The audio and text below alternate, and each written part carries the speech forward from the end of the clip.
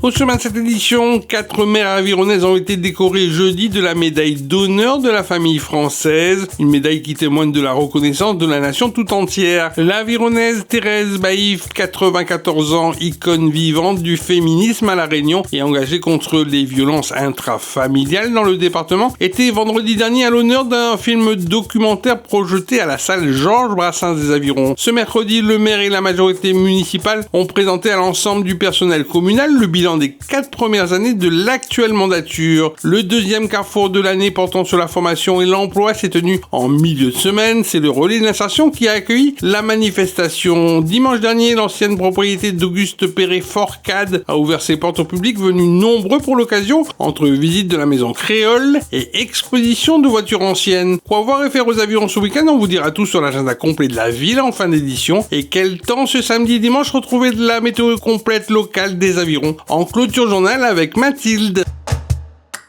La famille s'est sacrée, surtout l'amour de la famille. La médaille de la famille française a ainsi consacré jeudi 4 Avironnaises au beau parcours de vie avec une cérémonie officielle célébrée en leur honneur en salle de conseil municipal. L'histoire des Avirons se mêle et s'entremêle avec celle de Céline Grondin, Marie-Renette Mazot, Marie-Mose Waro et Marie-Rose Potter. C'est l'histoire de chacun d'entre nous et celle de nos mamans. La ville des Avirons salue ainsi leur grand mérite. Ces médailles témoignent également de la reconnaissance de la nation française tout entière pour l'éducation qu'elles ont transmise à leurs enfants. Très grande émotion aujourd'hui de pouvoir accueillir ces 4 dames, de pouvoir leur remettre la médaille de la famille, chose qui est essentielle à l'heure d'aujourd'hui, de pouvoir voir des familles unies avec beaucoup de courage, beaucoup de fierté et de pouvoir les voir toujours en santé alors que ça a été un vrai combat pour eux dans le temps d'avant parce qu'on n'est plus dans la même époque et je les félicite énormément. Toute l'équipe municipale en tant qu'élue, on est très heureux de pouvoir remettre à ces familles la médaille de la famille nombreuse. Moi-même étant élue d'une famille nombreuse, je dis félicitations à toutes les mères de famille à l'heure d'aujourd'hui dans toute la commune. C'est très juste aujourd'hui de voir que effectivement l'État, la République, la France entière les remercie avec ce geste qui est très symbolique de la médaille française de la famille nombreuse. Je trouve que c'est valorisant de pouvoir mettre ça en place aujourd'hui parce qu'il ne faut pas oublier que derrière une famille, elle est composée d'une mère de famille, d'un homme de famille, effectivement, et aussi ses enfants qui vont aussi eux-mêmes devoir apprendre à tenir une famille. Le vendredi 30 août 2024, à la salle Georges Brassens des Avirons, le film documentaire Thérèse Baïf de la colonie aux honneurs de la République de Jarmila Buskova a été projeté pour une centaine d'Avironnaises et d'Avironnais, venus ainsi rendre hommage à l'icône vivante du féminisme à La Réunion. À 94 ans, Thérèse Baïf a près d'un siècle d'histoire à nous raconter, de sa naissance aux Avirons dans une famille modeste, en passant par sa carrière exemplaire à l'ONF, jusqu'à son engagement sans faille contre les violences intrafamiliales. Je pense que quand dans la vie on a connu quand même des moments de difficulté, on se forge une personnalité et on se dit on ne doit pas être une victime toute sa vie et à partir de là on fonce. Et je pense que moi j'ai foncé malgré ma timidité, malgré mes complexes, malgré un certain nombre de choses. Je l'ai fait et quelquefois je suis étonnée de l'avoir fait parce que quand je vois ce qui a été fait, je dis mais c'est pas possible, c'est moi qui ai fait ça parce que c'est comme presque quelque chose, une pulsion intérieure qui fait qu'on est aidé. Mais bon, je pense pas avoir fait plus de choses que la plupart des gens dans ma vie. Mais il y a des conjonctures comme ça où souvent le projecteur est braqué plutôt sur l'un que sur l'autre. Donc peut-être que moi j'ai eu cette chance entre guillemets d'avoir un petit peu de temps en temps les projecteurs. Est-ce que vous vous souvenez de votre premier combat pour la condition féminine ? Ça a commencé dans les années 80. C'est là que j'ai commencé à me dire les hommes et les femmes ont été créés égaux par le Créateur. Et donc il faut qu'on ait cette égalité au moins. On ne sera pas pareil, on sera différent toujours, on sera un homme et une femme différents, mais un homme et une femme différents, avec un certain nombre de façons de voir différentes, mais en même temps on peut avoir autant de compétences, autant de capacités pour faire aussi des choses aussi bien que les hommes. Voilà, me montrer que nous avons notre place à égalité. L'intérêt du documentaire et ce qui a fait que la réalisatrice et la société de production ont été emballées, c'est que c'est l'histoire d'une jeune fille, d'enfant des Avirons, dont la vie traverse le siècle. Et c'est à la fois son histoire personnelle qui s'entremêle de l'histoire de la Réunion et du développement de la Réunion, de la colonie à la République, puisqu'elle est née avant-guerre. Donc elle est née à la fin de la période coloniale. Elle va commencer ses études ici, son primaire aux Avirons, et ensuite c'est son itinéraire qu'on va suivre. Et quand elle va entrer dans la vie professionnelle, elle va rentrer dans la vie professionnelle au moment même où démarre la départementalisation. Donc on voit l'entremêlement de cet itinéraire qui est exceptionnel par sa durée naturellement, un siècle, vous l'avez dit, mais aussi par le parcours qui est le sien, qui est un parcours donc d'excellence, et par les engagements et les chantiers qui sont les siens qu'elle poursuit aujourd'hui encore à 94 ans. C'est une fierté pour nous d'accueillir bien sûr Thérèse Baïf ici ce soir pour la projection donc, du film. Thérèse Baïf, quand on la resitue dans le contexte de l'époque, j'aime prendre cette métaphore, c'est un nénuphar qui est sorti de la vase. Cette vase-là, il ne faut pas la voir de manière négative, c'est le terreau dans lequel les Avirons étaient à l'époque un territoire de misère, de difficulté, un territoire qui se préparait beaucoup à l'innovation, avec des personnages importants en matière d'éducation comme Paul Herman, comme Francis Rivière, comme Marcel Le Guen et tant d'autres. Et c'est dans ce terroir difficile qu'est sorti Thérèse, ce nénuphar, qui ne s'est pas contenté de rester sur les Avirons, mais qui est allé au-delà donc, des limites géographiques de notre commune, sur l'ensemble de l'île et même ailleurs, pour pouvoir mener un combat pour la dignité des femmes, contre les violences faites aux femmes. Et beaucoup de progrès ont été accomplis dans son combat, qui continue d'ailleurs malgré son grand âge. Le CCAS de la ville des Avirons est heureux de vous annoncer que le concours de Miss Mamie est de retour et avec une nouveauté cette année, l'élection de Mister Papy. Cet événement convivial et chaleureux est l'occasion de rendre hommage à nos aînés. Alors, si vous résidez aux Avirons, que vous avez au moins 60 ans et que vous êtes grands-parents, n'hésitez pas et inscrivez-vous dès maintenant au 06 92 79 40 75. Mercredi, le maire de la commune des Avirons et les élus de la majorité du conseil municipal avaient réuni l'ensemble du personnel de la ville dans la salle Georges Brassens des Avirons pour faire le bilan des 4 premières années de l'actuelle mandature. Les grands chantiers menés et les réalisations entreprises depuis juillet 2020 ont été présentés aux quelques 300 agents présents avec un seul mot d'ordre pour répondre aux attentes de la population avironnaise, continuer d'avancer avec le même dynamisme dans l'action au quotidien. Nous en sommes à 4 années de notre mandat et il était important pour l'équipe municipale de faire un point d'étape, un bilan de ces 4 années, qu'est-ce que nous avons réalisé. Aujourd'hui, donc, nous avons réuni l'ensemble du personnel. On était au moins 300 agents dans cette salle pour écouter ce que nous avions à dire sur ce bilan et surtout qu'ils comprennent que c'est eux qui a porté le projet de territoire pour que ces réalisations se fassent dans les différents quartiers. Donc, mes impressions, c'est que je suis très content parce que j'ai ressenti de la fierté de la part des agents d'être des véritables acteurs de ce projet de territoire. Donc, ils l'ont dit, ils se sont exprimés. C'est quelque chose qui encourage beaucoup l'équipe d'élus. Et ce projet, bien sûr, va aussi être diffusé avec les différents habitants de la commune. Ils auront donc, bien sûr, ce livret en main, d'accord, ils auront ce livret en main qui récapitule l'ensemble des actions qu'on a pu mener. Et bien sûr, il nous reste 2 ans. Ces 2 ans ne sont pas là-dedans. Et on va s'atteler à faire en sorte que la quasi-totalité de nos engagements lors de la campagne soit réalisée d'ici 2026. Ces 4 années-là qu'on a pu passer ensemble peuvent se résumer en un seul mot, avançons. Et on a avancé. On peut dire qu'on a accompli des progrès, des réalisations importantes. Avançons, c'est tout le monde avance. C'est pas l'équipe municipale seulement, c'est chaque agent avance. C'est aussi chaque habitant avance parce qu'il y a des progrès qui sont réalisés sur le territoire. On peut en faire davantage, bien sûr, mais le temps qu'on a et les moyens dont on dispose ne nous permettent pas parfois de tout réaliser. Mais très sincèrement, ce slogan « Avançons » est plus que d'actualité.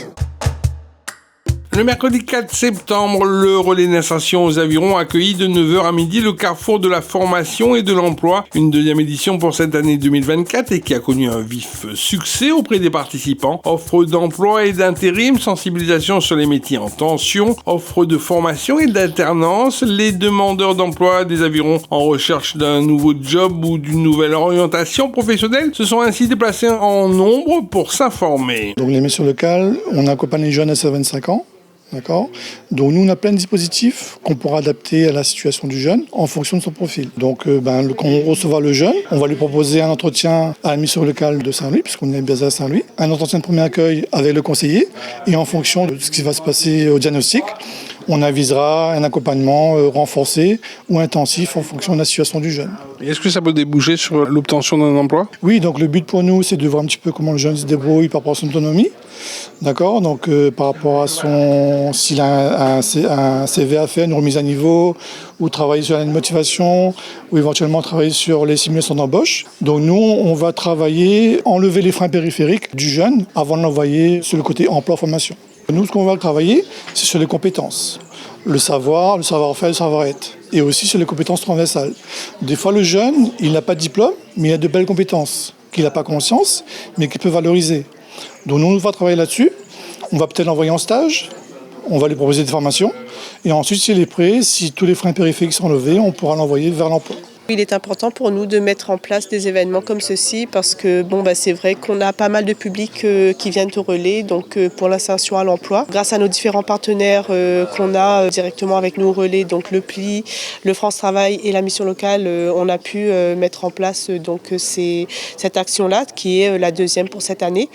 Et grâce à eux aussi, on a pu également avoir pas mal de personnes, on va dire, qui ont été informées de cet événement. Que ce soit demandeurs d'emploi, que ce soit en reconversion professionnelle également, en termes qui n'ont pas travaillé depuis un certain temps. C'est pour un large panel de personnes, donc c'est vrai qu'on essaie de toucher le maximum d'individus possible, on va dire. C'est vrai que pour ceux qui ne sont pas libres aujourd'hui, qui n'ont pas pu se libérer, donc ça reste un événement aujourd'hui, mais on est là et on accueille les personnes donc, tout au long de l'année sur leur recherche, à les aider à rechercher leur formation ou leur emploi qui souhaiteraient commencer à débuter dedans.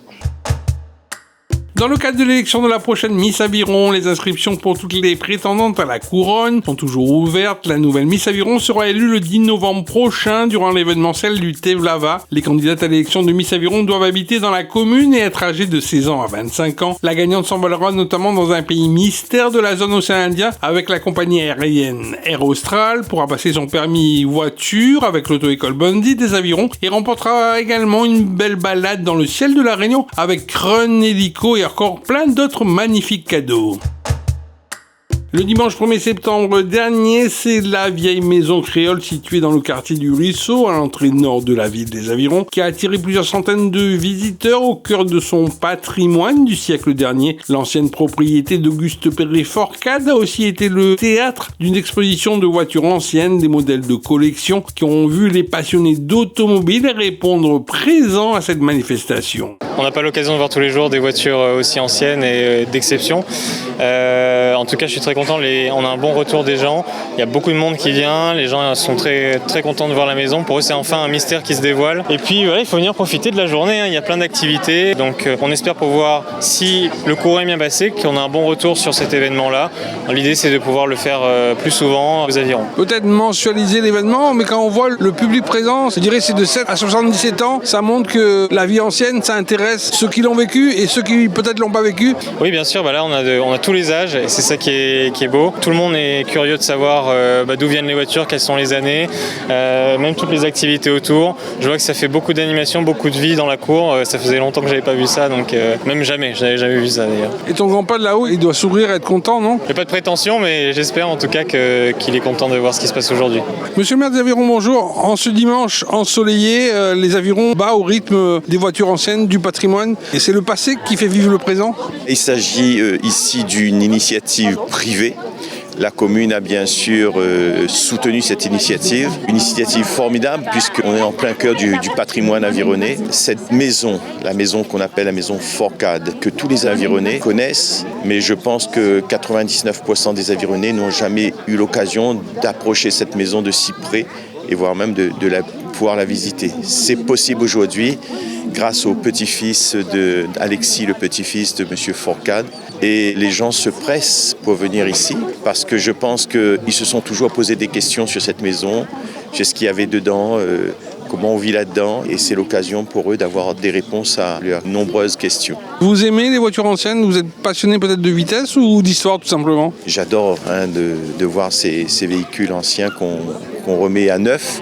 Et il y a des gens qui sont doués de prendre un véhicule dans un état de délabrement et pouvoir reconstituer ce véhicule-là quasiment à neuf. Je trouve ça très bien. Et puis ces véhicules, c'est aussi l'histoire de La Réunion. C'est toute une époque passée qui se défile devant nous. Donc ramener ces véhicules sur place. Et d'ailleurs, au niveau de cette propriété, il y a des véhicules anciens que beaucoup d'Avironnais ont connus puisqu'ils ont charrouillé la canne, ils ont transporté de la canne au niveau de ce véhicule. Donc c'est un moyen donc aussi d'apprécier le patrimoine réunionnais, un patrimoine qui malheureusement là aussi est en voie de disparition. Deuxième défaite le week-end dernier en 6 matchs d'affilée pour les joueurs de l'OCA battus sur leur terrain 4-2 par les joueurs du FCV Saint-Philippe. Le maintien cette saison est toujours une chose accessible pour les joueurs de Samuel Leveneur. Ce match se passe de manière très amicale donc, sur ce terrain. Donc nous affrontons l'équipe de Saint-Philippe. J'ai auprès de moi donc, le maître de Saint-Philippe, c'est vous dire on porte en nous les valeurs du sport. C'est important que les jeunes sachent que quand on fait du sport, c'est avant tout donc, des valeurs. Un match est fait pour ça. Donc ça se passe très bien. Pour l'instant, c'est Saint-Philippe qui est devant. On vient de marquer un but. J'ai bon espoir de battre le maire de Saint-Philippe dans un instant. C'est vrai que c'était important d'être présent aux côtés du Football Club Ville de Saint-Philippe en cette soirée de compétition. Et comme tu l'as dit, au-delà des compétitions, au-delà du score, ce sont surtout effectivement des valeurs que le sport véhicule et en particulier la fraternité entre les équipes. Et je pense que c'est ça qui doit être retenu par l'ensemble des joueurs, quelles que soient les équipes. Moi, en tout cas, je suis là pour rappeler ces valeurs-là, comme mon collègue des Avirons. Effectivement, nous menons au score, mais encore une fois, je pense que le plus important n'est pas là. C'est faire en sorte que les jeunes puissent effectivement se rencontrer, échanger avant, pendant et après les matchs. Il y a une vraie présence physique de l'ensemble des joueurs à l'occasion de ce match-là, et donc on ne peut que s'en féliciter. Ce sont effectivement des compétiteurs, mais des compétiteurs qui doivent se respecter les uns les autres. Olivier, que le meilleur gagne. Le meilleur gagne. Voilà, merci encore. Prochain match le samedi 7 septembre à 20h où l'Olympique Club des Avirons devra vite retrouver le chemin de la victoire à domicile et se défaire de la formation de l'US Sainte-Marie pour la 19e journée de championnat s'ils veulent toujours croire en leur avenir en D2 régional.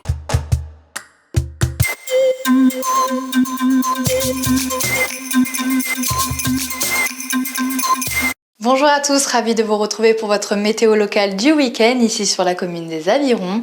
Ce week-end de magnifiques conditions s'annonce. Samedi, le soleil sera présent sur la journée entière avec une température maximale qui devrait atteindre les 26 degrés dans la matinée. Ce dimanche, ce sont quasiment les mêmes conditions qui sont à prévoir. La température maximale attendue pour cette journée dominicale devrait atteindre les 25 degrés dans l'après-midi. Ce dimanche 8 septembre, n'oubliez pas votre rendez-vous du mois au marché forain du Tevlav, artisan. De 6h à 14h, retrouvez vos différents tisaneurs et forains. Également, une exposition de voitures longtemps et un loto-kin sont au programme. Pour plus de renseignements, vous pouvez composer le 02 62 38 13 40. Je vous souhaite de passer un agréable week-end et je vous dis à très vite dans Aviron Actu. Ville les Avirons, vers un territoire durable.